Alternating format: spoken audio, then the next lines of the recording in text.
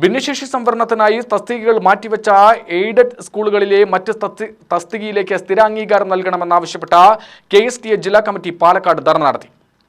സംസ്ഥാന secretary MK Naushad Ali ഉദ്ഘാടനം ചെയ്തു.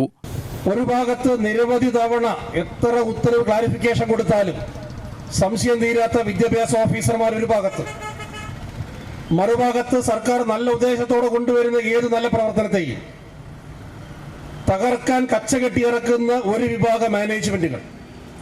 ഇവർ രണ്ടുപേരും ഉണ്ടാക്കിയെടുക്കുന്നതിനിടയിൽ വലിയ ദുരിതം അനുഭവിക്കുന്ന വിഭാഗമായിട്ട് നമ്മൾ അധ്യാപകർ മാറുന്നു. നിങ്ങൾക്ക് ആർക്കെങ്കിലും സംശയമുണ്ടോ സർക്കാർ മെല്ലപ്പോക്ക് നയം സ്വീകരിക്കുന്നുണ്ട് എന്നത് ആർക്കെങ്കിലും സംശയിക്കുന്നുണ്ടോ? അങ്ങനെ സംശയിക്കുന്നവരെ അടുത്ത കാലത്ത് വിദ്യാഭ്യാസ മേഖലയിൽ പ്രവർത്തനങ്ങളെ ഒന്ന് സൂക്ഷ്മതലത്തിൽ വിലയിരുത്തിയാൽ അറിയാം എന്താണ് വസ്തുത എന്നുള്ളത്. നോക്കൂ, കേരളത്തിന്റെ ഒന്നാം പിണറായി സർക്കാർ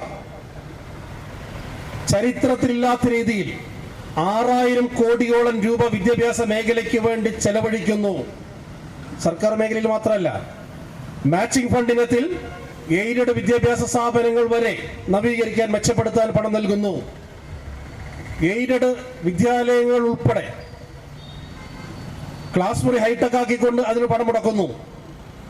അങ്ങനെ വലിയൊരു നിക്ഷേപം കേരളത്തിന്റെ വിദ്യാഭ്യാസ ചരിത്രത്തിൽ ഒരു കാലത്തും കാണാത്ത രീതിയിൽ അത്രയും പണം മുതൽ മുടക്കുന്നു.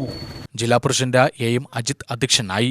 സംസ്ഥാന എക്സിക്യൂട്ടീവ് അംഗം MR Mahesh Kumar, K Prabhakaran, K Prasad, Rajesh S Vallicode എന്നിവർ പ്രസംഗിച്ചു.